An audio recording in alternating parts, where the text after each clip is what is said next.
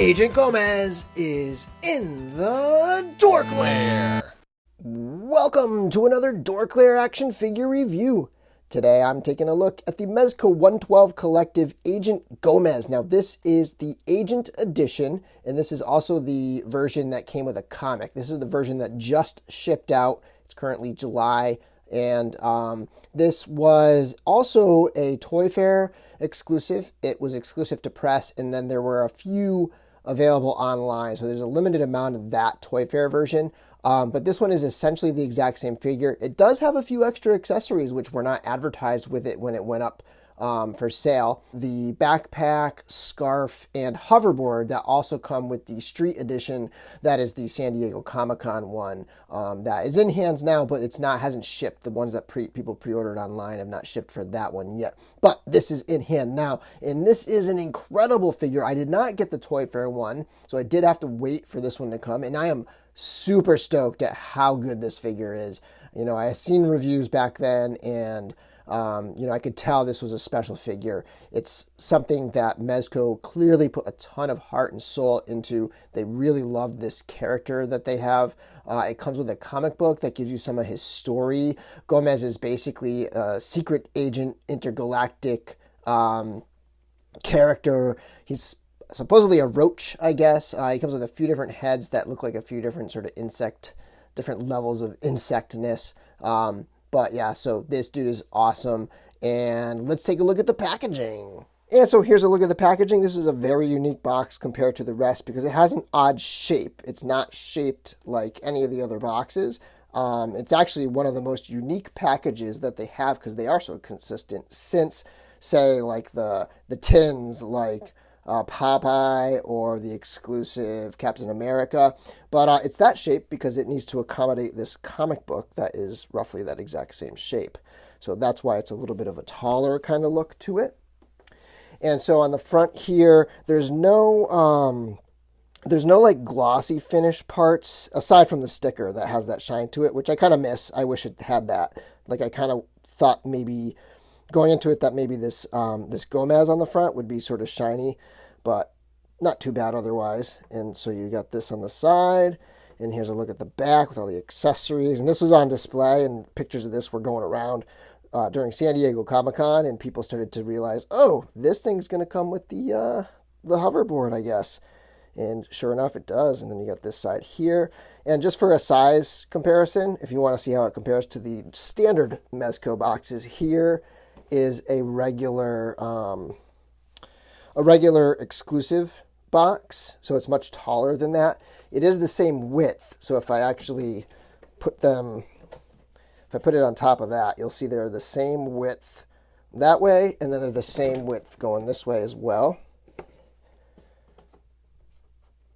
And then, if you look at it compared to a regular Mezco box, you'll see that it's the same height. It is shallower than it. So if I line up the backs, you can see there's that much space, and it's definitely narrower. So it's pretty much a, if you kind of line that up, you'll see it's basically a Mezco exclusive with a little extra on top. And here's a quick look at the comic book that it comes with. As you can see, it's got a very stiff cover. In fact, it can stand up on its own, but just like that. And the back of it looks like this. I love the cover of the back. It's really cool looking. Great colors there. And so as you flip through the book, you can see that the story was written by Mez himself, the script by Steve Niles, art by Michael Oppenheimer. And I'll just kind of flip through quickly. I'm not going to spoil anything for you. You can see a little bit of the art. It's got these cool pages that have pseudo ads on them, like classic comic books. And just to look at Oppenheimer's art throughout the comic, some more ads. So the first half is an illustrated comic, and then the second half is like a photograph thing. It's called Playlist, and it shows a samurai version of Gomez. So I'm not sure if that's one that's going to be coming, but it's like illustrated backdrops with photos of a figure. And then At the end, there's a few pages of art by different artists. So we have something by Diego Rosselli, which is going to show up again in the stickers. Gendy Mohammed, Igor Woloski, and Renan Nuche. Not sure how to pronounce that name, but anyway, there's the back again. So really cool comic. I like it. And the story's really good. I won't spoil it for you by telling you what happens in it here. It's nothing mind-blowing or anything like that, but I will say that it does present a lot of options for possible variants on him. So for example, if you look at that, it's like almost a Punisher-esque like tactical one, and then there's like a lot more than that. So pretty cool inclusion right here with the comic book helping build the story and lore of Gomez himself. And getting into the details on Gomez, the head sculpt is awesome. This one is a little more cartoony than the other insect heads. But I prefer it over the other two, like, by a lot. It just has so much character. It's a great sculpt. It's got a little bit of, like, like the mouth kind of has a human thing going on, and he's got nostrils. And so this one feels more, like a mashup between what might be a person and an insect, which I like a lot. And you can see the shading and the sculpt work is all very intricate and nice. The eyes are opaque. The eyes actually have like that sort of bug kind of grid or whatever you want to call it in there. If you can see that going on, it's a little bit of like a clear eye, and then underneath is that bug eye kind of texture to it or whatever. So that's pretty cool. And then the antenna, you can kind of move them around and position them and stuff. So that's pretty cool. They're on a little ball joint up top there. And yeah, so that's the head. I think it's great. And the neck is actually very intricately detailed as well. So moving into the shirt itself, it's actually pretty well tailored. It fits him nicely. It's a little bunched up at the waist over here, but other than that, it looks pretty good. You can see there's like pseudo buttons in there. There's stitching along the sleeve that looks pretty good. Gives it a nice finished, tailored sort of look to it, and it fits him well. And then the tie itself is it's on an elastic, so you can actually position it if you want to have it like blowing in the wind a little bit. And it rests pretty well, in my opinion. Like, it sticks out a little bit, but let me do it on this side here. But not too bad, you know. Down into the pants, he has a belt on. It's not removable or anything like that. It's just sort of glued onto the pants, but it looks pretty good. It has some buckling details, and it's got like a leather texture to it, so the belt looks good. The pants look pretty good. Pretty straightforward, just black pants there. But there is a seam at the bottom that gives it that finished, tailored look again. And then into the sneakers, they're like Chuck Taylors, but instead of Chuck Taylors, they have a Mezco M on there, which is really neat. The laces are all painted and sculpted beautifully. It's a great thing. And then the M on the bottom, foothold there. So yeah, the look of this figure is great. And then I guess I could look at the arms a little bit. So the arms do have that articulation point there, but it's great that they're finally sort of willing to put a double jointed elbow out there. I know they have done it before with like Wolverine and Thor, but they seem reluctant to have showing a double elbow. But this one looks great. There's no peg or anything. It's actually, for double jointed elbow, it's really clean looking, except for like that side, of course, which you can't really get around. But that, and then the gloved hands, pretty straightforward there, just all black, but nicely sculpted. Anyway, that's the general look of him. In the box, he does also come currently with this jacket on there, just the suit jacket. And I didn't put it back on him yet because we're going to do articulation soon. So you can get a look at the jacket there. And the jacket looks great. I don't think I'll ever really pose him without the jacket on, like on the shelf for display purposes. I'm pretty sure I'll generally have the jacket and even the overcoat on there as well. And to show Gomez next to a few other characters, I'll start off with some Spider-Man. So Spider-Man, I think that he's on the same body as Spider-Man. I think Mezco has confirmed that. So that's the Spider-Man body, and this is, again, I think the same Spider-Man body. And as you can see, they're fairly the same size. So, yeah, I think those are all on the same body right there.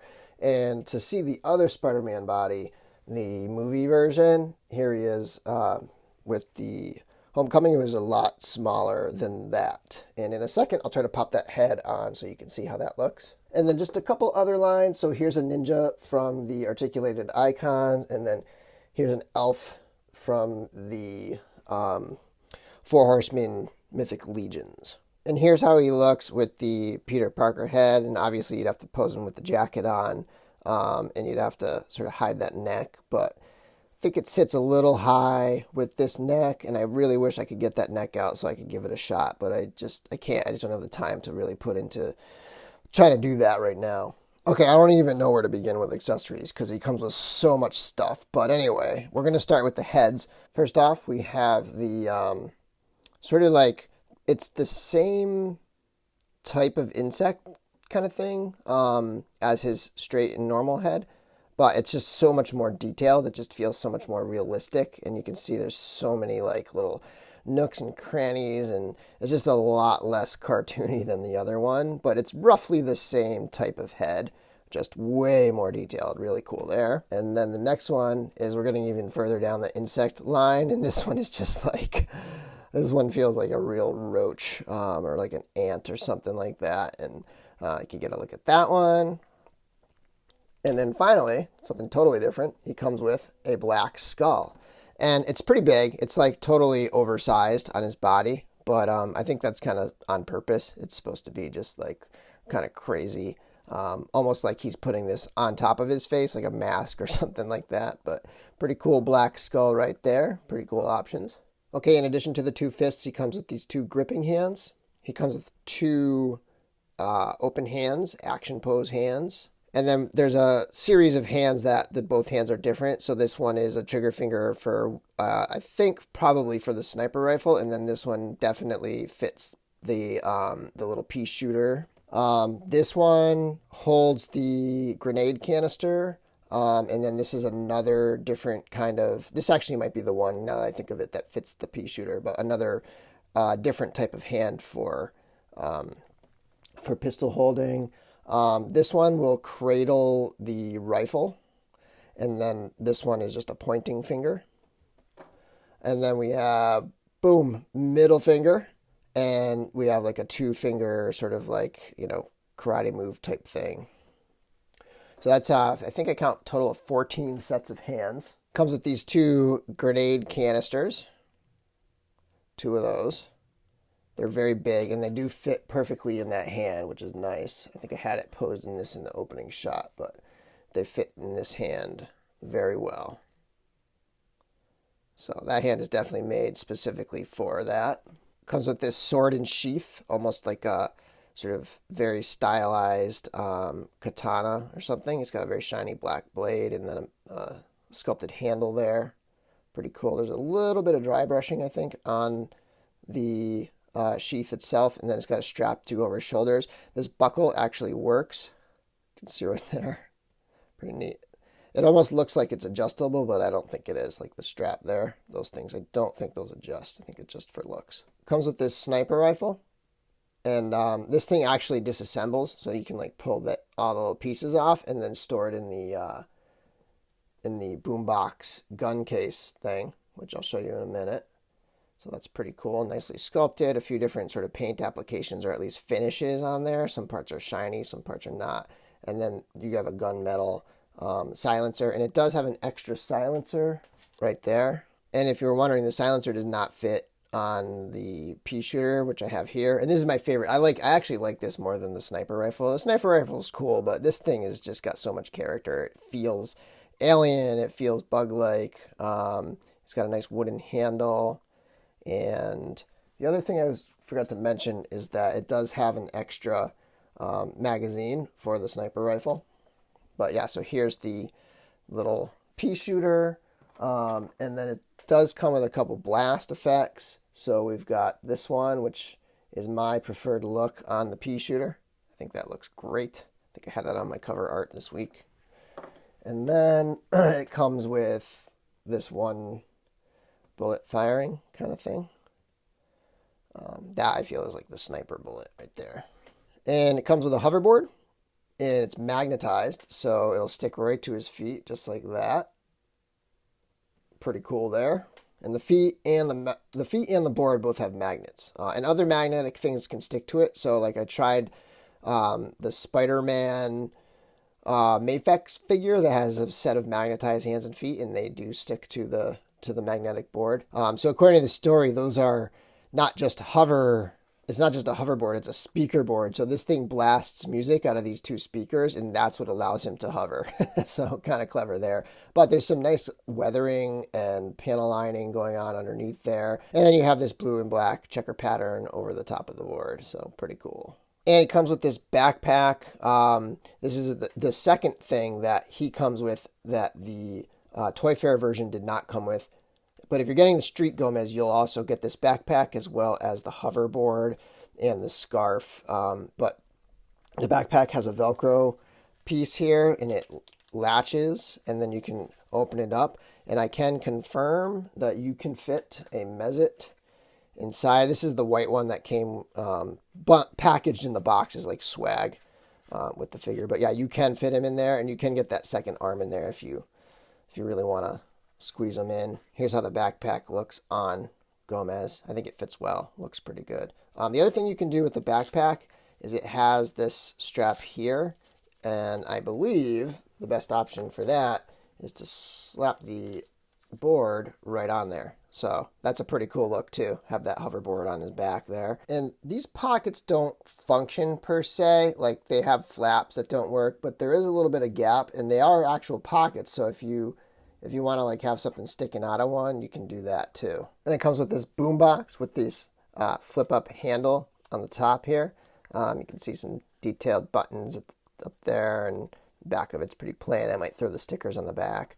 And then on the bottom here.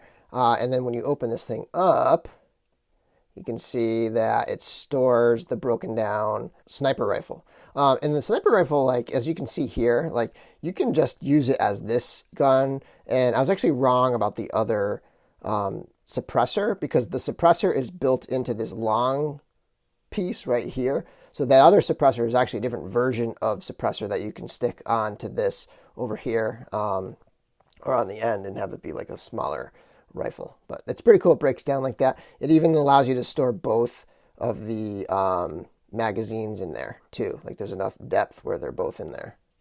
So really neat option there. And then there's another insert piece where you can put like the grenade canister and the little pistol. And then if you want to have just that part of the rifle in there with it. So pretty cool that there's like all these different options for it. So the overcoat that you saw in the earlier shots on him is made of a very, very thin pleather. It almost feels very similar to the pleather that's all around the Diabolique figure. It's just very, very thin. I would be very careful with it, but it looks really good on him, and I'm probably going to be posing him with this on the shelf. And then the belt of it is actually wired, so you can kind of put that in different positions. So pretty cool piece right there. Then the third and final thing that he comes with that the regular Agent Edition did not come with is this scarf. This is the same scarf, I believe, on Ronin, and then the street version of it has the scarf, and it's wired, and you can get it in different poses. And finally, something I didn't get a chance to compare in other videos or whatever, but he's got a set of stickers. They're probably the same as the other release. Somebody let me know in the comments if these are the same stickers. I'm not totally sure. But so he's got an Area 51. He's got a I Roach Kafka, of course, and then the Rumble Squad or whatever that is. They haven't done anything with that, but they had some sort of Rumble Squad pin from Mezco that they put out a while back. And then he also comes with this. This is that artwork that we saw in the comic, and this is the actual target is a sticker. But yeah, I haven't done anything with these stickers yet, but they're pretty cool. These I think I'm going to put on the back of the Boombox. And finally, a quick look at his stand, and I love it. It's just a hint of the two different finishes, and you have the Gomez logo on there. So pretty sweet stand, and of course it's got the foot peg that you can swap out for the flight arm. Pardon my fingerprints. These things get very dirty real quick. All right, and for articulation, the head can look up an incredible amount, and it can look down quite a bit. Lots of motion in that neck and in the upper part and the lower part. So you get a ton of movement in there. Really nicely articulated in the neck area. pretty sweet. The shoulders can rotate up this far and back down again, and then they can swing all the way up. So there's also a swivel up at the bicep. The elbows are completely articulated. They can go all the way. I mean, he can touch his shoulder right there. So that's pretty impressive. Getting into the torso area, and he's very smooth. He's one of the smoother ones that I've had. So in the torso, that upper torso can crunch down quite a bit, and then it can crunch back quite a bit. And then you also have crunch in the waist. So he can crunch forward, very similar to that Diabolique figure. He can crunch forward like that. And then his leg can kick up very far as well. And he can rotate side to side a very good amount. Like Diabolique, this is really an impressive articulation range for a Mezco. I hope they continue down this road of articulation and keep improving their bodies. He can kick forward this far, and then he can kick back a little bit. There is a rotation at the top of the thigh, and then the knees are double jointed. You can bring it up that far. There's no rotation or anything at the knees like that. He can do the splits about that far out before I feel like I'm starting to get pressure on those pants there. And then finally, for the ankle rocker, he can rock in this far and out that far. His feet can spin all the way around. He can point down a little bit. Considering it's high tops and there's no break in the joint over here, I am actually pretty impressed with the ankle articulation. It's not great, but just considering the fact that there's no break like they often do with boots, it's pretty good. So he can point down that far and then back up this far. So pretty awesome articulation on Gomez. I just noticed I have a little pull here, but I don't even think I'm going to mess with it because I'm going to put the jacket right back on him when I'm done with the articulation. So this figure's great. I mean, I can't even think of a bad thing to say about this guy. The only thing I can say is that I wish the neck would pop off so I could try some other heads on him. But other than that, I mean, wow, Mezco has really brought the heat with this figure. This dude is sick. He's so superposable, and he comes with just an absolute boatload of accessories and stuff. And I am a big fan of unique properties, like things that companies invent. Like Mythic Legions is my favorite line, and that's just completely invented by the toy company. There's no property it's based on. It's like toys first, which is a lot of fun in my opinion, and really where a lot of stuff, He-Man, for example, came from back in the 80s. It's make the toy, then bring the story kind of thing. And what that can do, I think, for companies is it can help them to put out some awesome, fun figures and be super creative, and at the same time not being beholden to a licensor and the fees that come along with it. So yeah, this is awesome. I can't recommend this figure enough. I think once people found out that it comes with more than the Toy Fair one, people started unloading the Toy Fair one and buying this one. And this comic book version is like 200 plus now. So watch out on prices. I would be very careful and not go picking this thing up for $200 because they're not beholden to any licensor. They could just re-release this thing at any time. You never know. Or at least a version that's very similar or just a better version. I know that there's a convention right now going on where they're selling a Ninja version. We'll see if that gets a US release, but or if it's even real. Some people think it's fake. I don't. I think it's real. So anyway, yeah, this figure's great. Pick it up if you can. Find one for a decent price. Like if somebody bought two, like a friend of yours or something like that. Otherwise, maybe take a look at that Toy Fair version. It doesn't come with the hoverboard, but the street version does.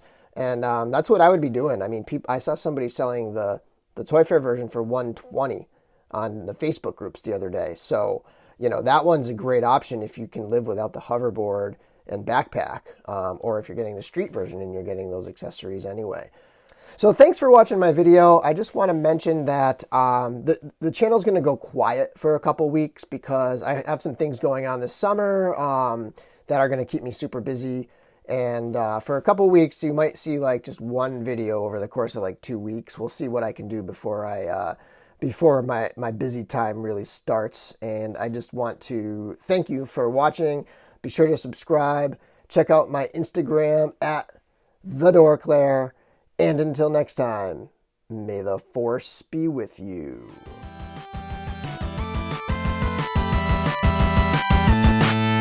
DorkLair!